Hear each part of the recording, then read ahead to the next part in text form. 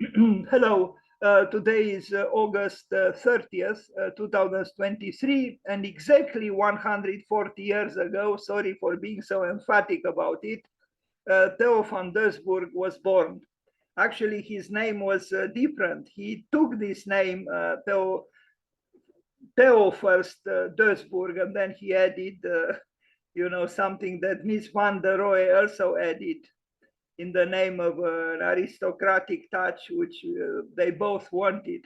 So Theo van Doesburg, born, as you can see, on August 30th, 1883, that's exactly 140 years ago, was a Dutch artist who practiced painting, writing, poetry, and architecture. He is best known as the founder and leader of Die Stijl. He was married to artist, pianist, and choreographer Nelly van Doesburg. Theo van Doesburg was born Christian Emile Marie Cooper on the 30th of August, 1883. So he was 4 years older than Le Corbusier in Utrecht, Netherlands, as the son of the photographer Wilhelm Cooper and Henrietta Catharina Margrand. After a short period of training in acting and singing, hello. So architects could be also first actors and singers. After a short period of training in acting and singing, he decided to become a storekeeper. He always regarded his stepfather, Theodorus Doesburg, to be his natural father, so that his first works are signed with Theo Doesburg, to which he later added Van, maybe a sign of Van et. The mimetic expression of velocity, whatever its form may be, this is a text he wrote against futurism. So I start again, quoting from him: the mimetic expression of velocity, whatever its form may be, the aeroplane, the automobile, and so on, is diametrically opposed to the character of painting, the supreme origin of which is to be found in inner life. On the 6th of November 1915, he wrote in the same journal, Mondrian realizes the importance of line. The line has almost become a work of art in itself. One cannot play with it when the representation of objects perceived was all important. The white canvas is almost solemn. Each superfluous line, each wrongly placed line, any color placed without veneration of or care can spoil everything. That is the spiritual. It was while reviewing an exposition for one of these magazines he wrote in 1915, halfway through his 2-year service in the army, that he came in contact with the works of Piet Mondrian, also a Dutchman, who was 8 years older than he was, and had by then already gained some attention with his paintings. Theo van Doesburg saw in these paintings his ideal in painting, a complete abstraction of reality. Soon after the exposition, van Doesburg got in contact with Mondrian, and together with related artists Bart van der Lek, Antony Koch, Wilmos Huszar, and Jacobus Oud, the architect, and they founded the magazine Die Stijl in 1917. This was the man.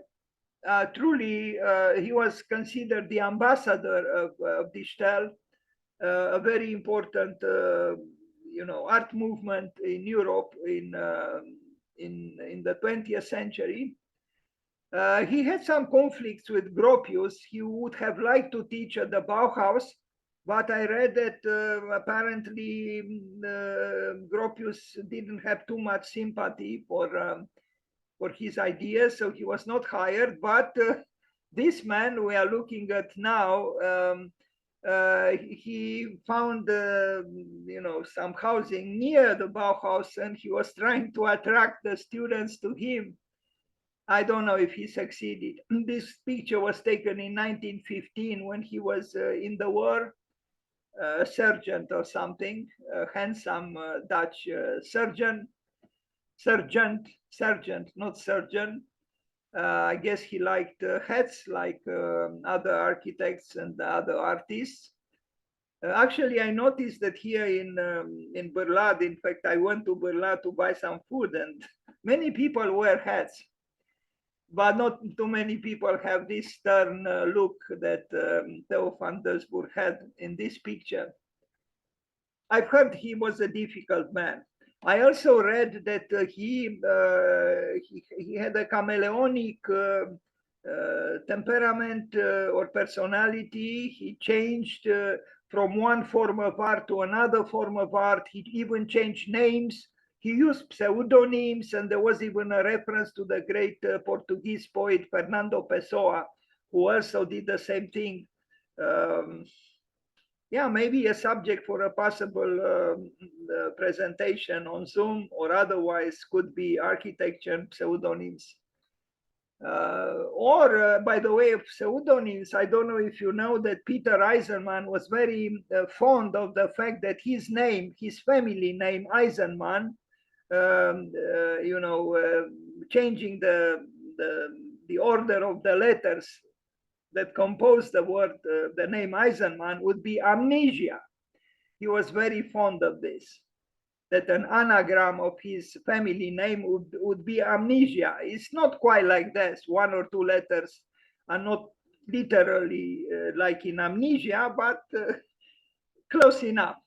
Anyway, some drawings of this artist, architect, theoretician, and a catalyst of art, who unfortunately died rather young, understood, of a heart attack at 46 or 47 or so. But he was influenced. There were influences at the beginning of his career as a painter from Vincent van Gogh, and then later from Piet Mondrian.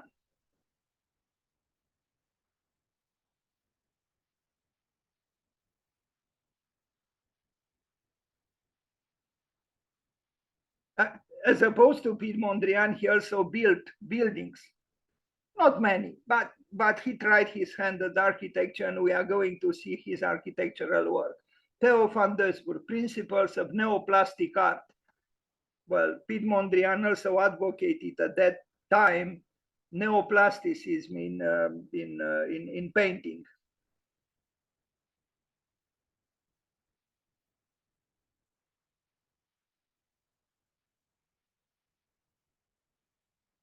Theo van Doesburg.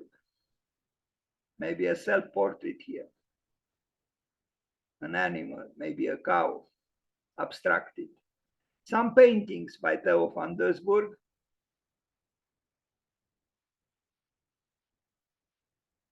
Every time I pronounce his name, I think of the brother Vincent van Gogh, Theo van Gogh, who was a remarkable man. And once in New York, there was a retrospective of the paintings of Vincent van Gogh, and there was a huge banner, yellow with blue written Vincent on it. And yes, it was a glorious retrospective, but I thought it was not quite fair. There should have been two banners there, two flags actually. They were like flag, a huge flag. There should have been one with the name Theo, because without Theo, Vincent could not have painted. Yes, Vincent van Gogh made those incredible paintings, but without his brother, who helped him with food and colors and brushes, he could not have painted. So in a certain way, the great paintings of Vincent van Gogh belonged also to Theo. And this was understood by Theo's wife, who decided when Theo died, Theo, who was younger than Vincent van Gogh, died less than 1 year after Vincent van Gogh died. And she decided that the two brothers should be buried together. I find this very emotional. But in a certain way, they belong together. And when Vincent died, Theo died. But now back to Theo van Doesburg. I think we need idealism in art. We need effervescence. We need exuberance. We need to push towards that very spiritual that was mentioned by Theo van Doesburg. It is said that the Dutch are pragmatic people. Maybe they are, but we saw that word, spiritual. Also, Mondrian had equally an interest in the spiritual side of art, and he was not alone. it's enough to also think again at Vincent van Gogh and many, many other artists and architects that this great country, the Netherlands, had and has and will have. At this very moment, there are very important architects coming from the Netherlands because they continuously search for something else, for the new. They experiment a lot.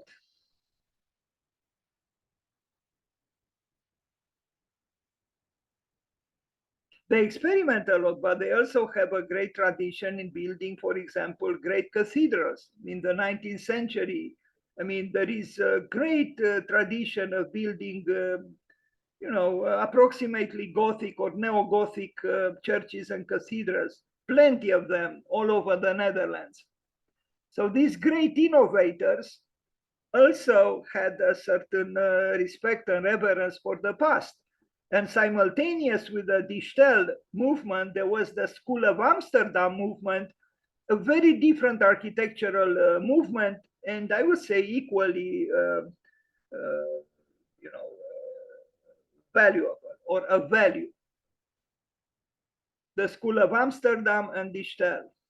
But now we look at the ambassador of Distel, some would say even almost the founder or one of the founders of the Distel movement, which included also Gerrit Rietveld, another great artist, cabinet maker who became architect and built not only Villa Schröder, but many other buildings, some of them quite remarkable.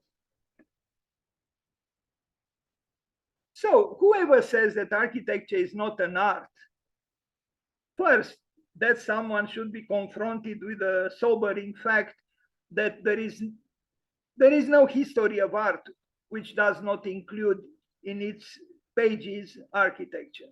Second, many architects practiced other forms of art, graphic art, painting, sculpture, and so on. So Distel, 1917-1931. It lasted for about the same period of time, the same length of time as the Bauhaus. The Bauhaus also lasted for 13, almost 14 years, and so did Distel. Architecture, Theo van Doesburg. Axonometrics, where we do not see, the exasperating prosaic elements with which are confronted most students in the schools of architecture. We don't see the parking lot, we don't see Its Majesty the refrigerator, we do not see Its Majesty the toilet, or WC. We do not see these things which can they are part of life, obviously. But why is it that major presences in the history of architecture, they were searching for the essence of architecture, the spirit of architecture, what makes architecture deserve its name, and the more prosaic aspects of architecture, they were addressed, but not as the most important elements. Plus, we have to understand that Theo van Doesburg, like other innovators, was searching for a new architecture, for a different kind of architecture. I mean, if this building was built today, I am convinced, it would be published by the major magazines and e-zines and so on, and blogs. Yes, it would. Because it is born from a vision. And yes, the pragmatic level maybe is not, yet totally working or refined, but its realization and its visualization are based on a vision. And this was the vision of Theo van Doesburg at that time, more than 100 years ago.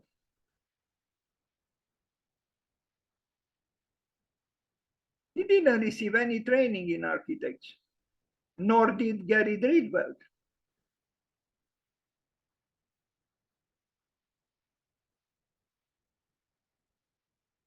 So who taught these people architecture? Who taught these people design?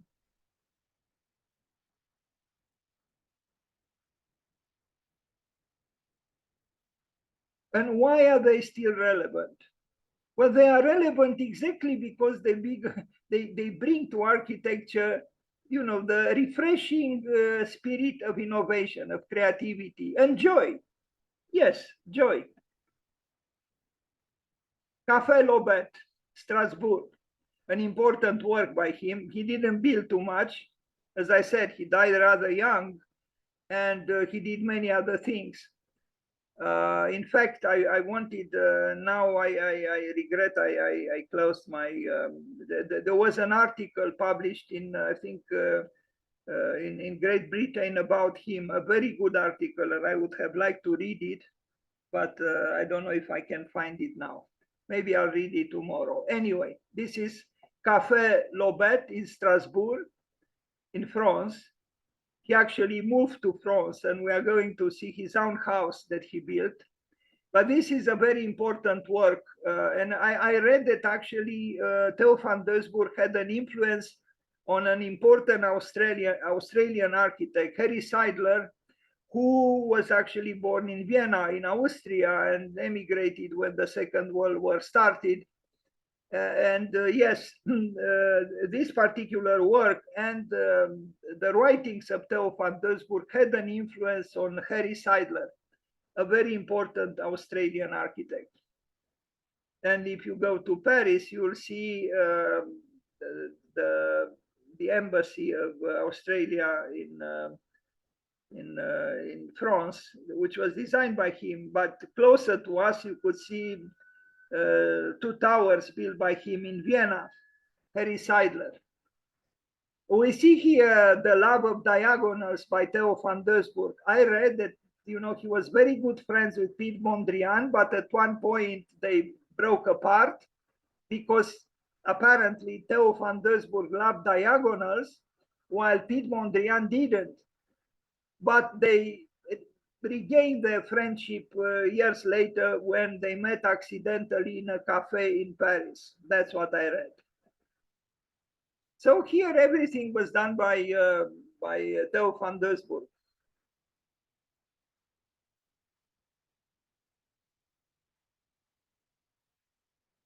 We were talking yesterday about ornament. Well, what else are those you know, geometrical figures, colored or white, rotated and so on? It's a form of ornamentation which unites the ceiling with the walls and you know, animates the space, because architecture is not just space. There are other elements, you know, tectonics, tactility, the treatment of surfaces, chromatic or otherwise. There are many elements that compose architecture. It's not just space, and it's not just structure.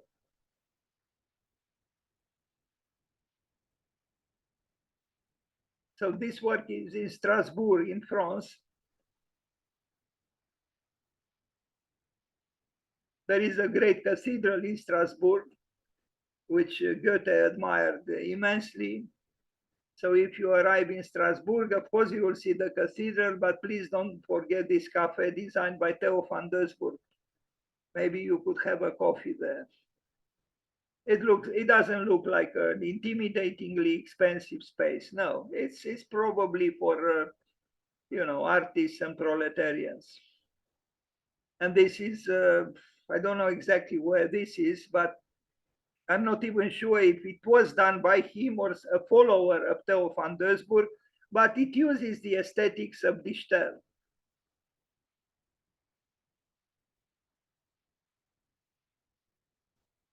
So the cafe is in this building. Axonometric drawings by him. He was an artist through and through. And wouldn't it be beautiful if more architects were artists too? I think it would be. But this does not mean that the architect neglects, you know, the logic of construction. There were great artists who were very careful about what we call, you know, structure or detailing and intricate matters having to do with building.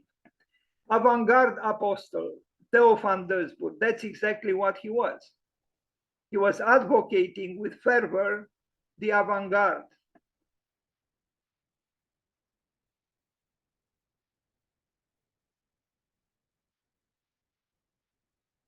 And as I said at the beginning, today there are 150 years since he was born. Maison van Doesburg in Meudon in France is his own house, which now is some kind of a foundation.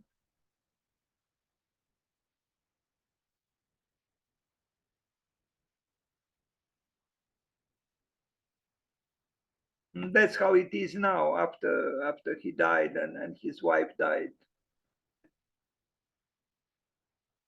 This is a photograph of the building from the time when he was alive.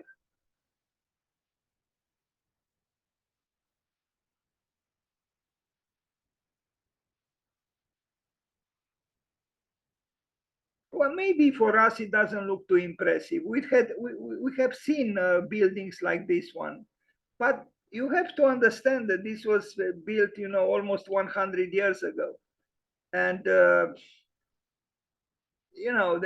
is a modernness here which is still fresh. I truly think that art is beautiful if it is lived as an adventure. If you give your whole being and your whole heart and your whole mind and your whole imagination and your whole talent to art, yes, it's a form of sacrifice, but it's a beautiful sacrifice. And I think it's worth it.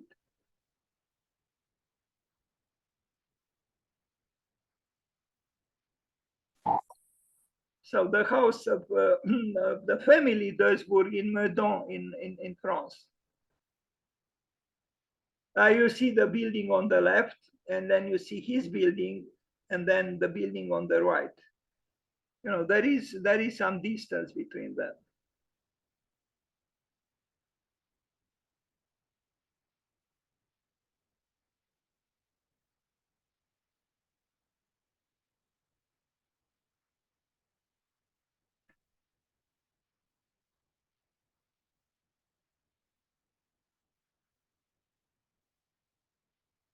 Atelier van Doesburg, Meudon. That was it. Very short and rather unsatisfactory presentation, but we remembered Theo van Doesburg on his birthday today, the 30th of August, 2023. Thank you.